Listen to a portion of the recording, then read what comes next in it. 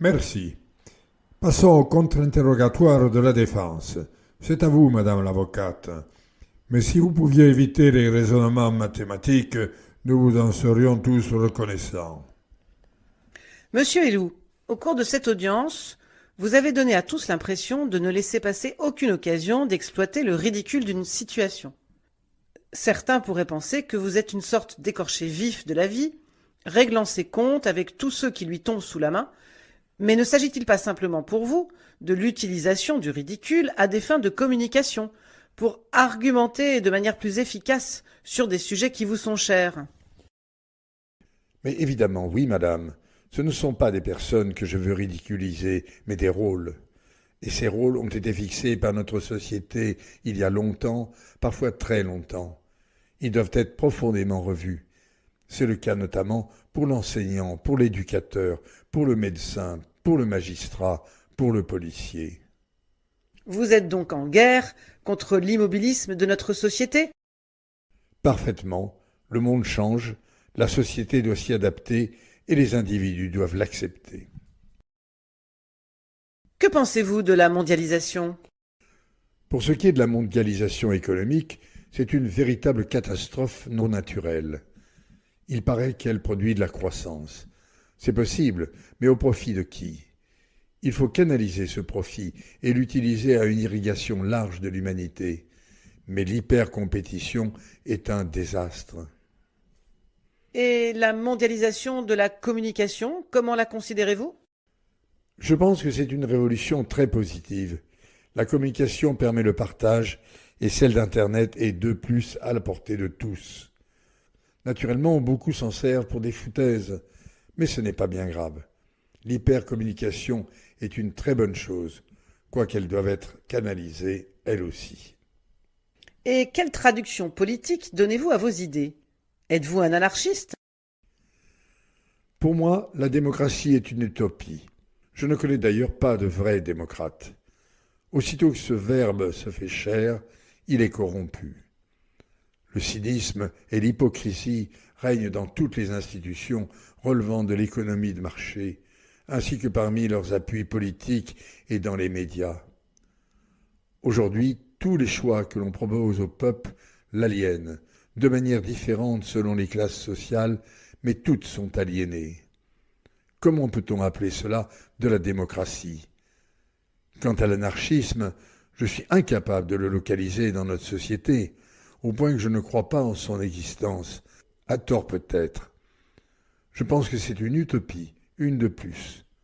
En revanche, les anarchistes existent, j'en ai rencontré, et c'est fou ce qu'ils sont différents les uns des autres, preuve de leur attachement à la liberté et à la différence. Mais alors, que fait-on quand on est anarchiste? Mais l'amour, madame, l'amour. Alors là, il est gonflé, ce petit dragueur. Merci, monsieur Helou. J'en ai terminé, monsieur le président.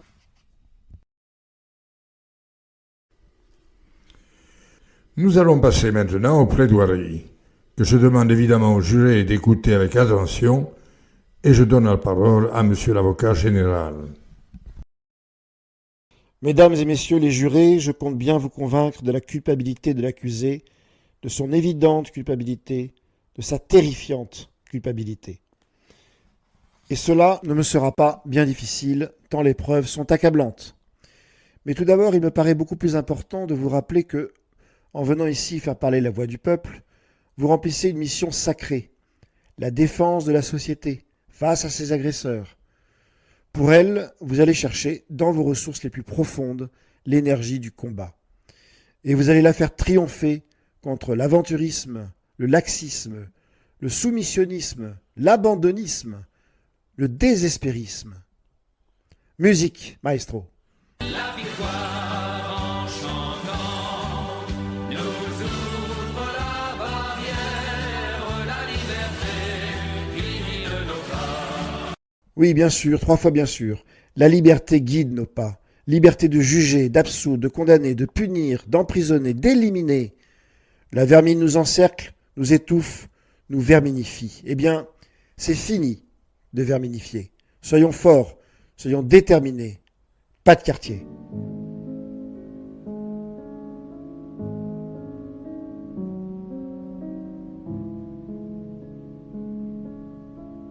J'ai jamais demandé cette musique.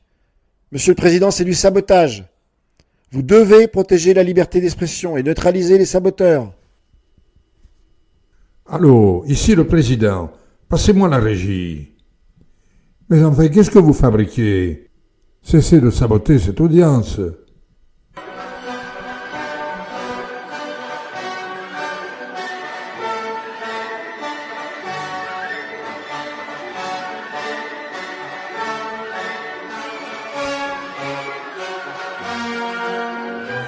Bon, ça va comme ça. C'est bien le programme qui était prévu. Poursuivez. Il est temps d'en venir aux faits et ce ne sera pas long. L'accusé vole, commet des effractions, sabote, triche, dissimule, ment. Il n'a ni foi ni loi. Monsieur l'avocat de la partie civile vous l'a démontré et monsieur le maire de Urps nous en a donné maints exemples bien réels. Plusieurs témoignages ont fait apparaître la personnalité de l'accusé, déviant rebelle, c'est évident, contestant toutes les formes d'autorité de notre société et prônant une contre-société gauchiste, et je le répète, anarchiste. Par ailleurs, le fait est qu'il s'est procuré un faux passeport pour aller en Syrie. Il peut bien raconter n'importe quoi à ce sujet, nous n'avons aucune raison de le croire, après ce que je viens de vous rappeler. De même, des enregistrements de communication entre des terroristes avérés le mentionnent nommément. Qu'en est-il résulté? Rien, selon l'accusé. Mais, de nouveau, sa réponse n'a aucune crédibilité. Reste le plus grave. L'assassinat du trafiquant de drogue. Nous sommes devant des propos contradictoires, celui de l'accusé et ceux des deux condamnés. Qui croire? Certes, le doute doit profiter à l'accusé. Mais que fait-on du principe de précaution? D'autant plus qu'il a des convictions très inquiétantes sur la démocratie, sur l'autorité, sur la discipline. Je n'ai rien à dire d'autre. Faites votre devoir, c'est tout. Pensez à la société qu'il nous faut protéger. Pensez à ceux qui seraient victimes, un jour, de vos hésitations ou scrupules. Et mettez l'accusé hors d'état de nuire, en le déclarant coupable. C'est à vous, madame l'avocate de la défense. Mesdames et messieurs les jurés, nous avons tous bien compris que Valentin était un jeune homme un peu spécial, si l'on peut dire.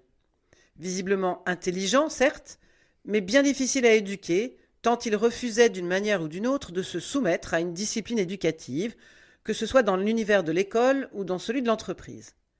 La psychologue que nous avons entendue nous a expliqué que, depuis l'âge de 2 ans, il était sevré de tendresse en même temps qu'étouffé par l'autorité de ses éducateurs, d'où sa haine de la discipline et sa rébellion contre l'organisation sociale tout entière. Il devait être très souvent insupportable, il n'y a pas de doute. Mais on ne nous a rapporté aucune manifestation de violence contre quiconque. En fait, c'était un bon petit, comme le dit sa grand-mère. Un bon petit diable, comme aurait dit la comtesse de Ségur.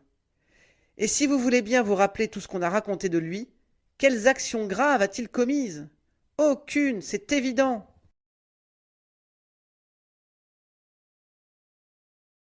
Regardez-le, mesdames et messieurs les jurés, si inoffensif, si vrai, si simple.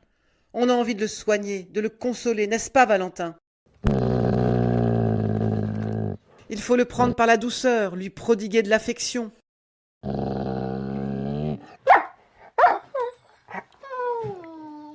C'est par les sentiments qu'il faut le traiter. Musique, maestro.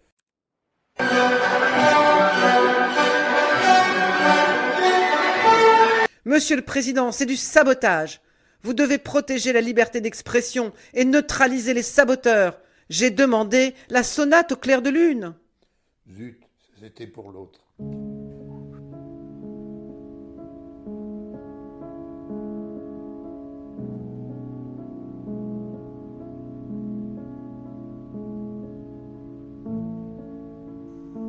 L'accusé a l'air d'être calmé. On peut peut-être arrêter la berceuse. Ce n'est pas une berceuse, monsieur le Président. C'est une sonate de Beethoven, vous savez, le type qui était sourd. Vous ne croyez pas qu'on sort du sujet? Valentin, il est grand maintenant, n'est-ce pas? Il crée des embouteillages, il va voir des matchs de football, il a un passeport syrien. Vous vous souvenez? D'accord, j'y viens. Cet enfant réellement adorable devient effectivement, quelques années plus tard, un adulte agité. Mais quelles sont ses positions idéologiques? Il défend les pauvres, il est favorable à l'autogestion, il ne veut pas la mondialisation économique. Ce sont là simplement des positions de gauche, défendues par au moins un Français sur 3. Il manifeste son enthousiasme pour la communication mondiale par Internet et défend la valeur moderne du partage, comme la grande majorité des jeunes. Non, Valentin n'est pas un anarchiste, c'est un jeune homme moderne et de gauche. Et sa fâcheuse tendance à remettre sans cesse en cause l'autorité institutionnelle et ceux qui la portent ne saurait à elle seule lui valoir la qualification politique d'anarchiste. Qu'on le laisse prendre un peu plus de maturité, et on dira de lui simplement qu'il a du caractère. Valentin Helou traverse, dans les circonstances actuelles, une période difficile et il le fait sans chercher à dissimuler sa personnalité. Il ne joue pas, il est lui-même. Et le commissaire du billard s'est contenté de dire qu'il ne risquait pas de l'oublier, que c'était un cas, sans l'accabler. Merci, monsieur le commissaire, vous avez eu le mot juste. Et comme j'aurais aimé avoir le témoignage du PDG de l'entreprise Barnabé, ce Bernard qui lui a donné sa chance et l'a visiblement protégé lorsqu'il était en difficulté. Hélas, nous n'avons pas été en mesure de le faire venir à la barre. On nous dira sans doute que là n'est pas la question et que la justice ne peut pas prendre en compte les injustices du destin, qu'elle est là pour sévir lorsqu'un individu enfreint les règles et les lois, pas pour le soigner. C'est révoltant, car avec de l'amour, on aurait pu faire de Valentin un enfant épanoui, puis un jeune homme accompli, adorable en dépit de ses actes de rébellion. Il n'aurait alors subi que des réprimandes et quelques punitions, et sa tendance à se rebeller serait devenue un simple travers que ses proches auraient su contrôler avec compréhension. C'est à vous, mesdames et messieurs les jurés, de lui manifester une telle compréhension et de lui renvoyer le message « Nous t'avons compris et nous t'aimons tel que tu es ». Il est encore temps de le faire, car Valentin est récupérable, comme on dit.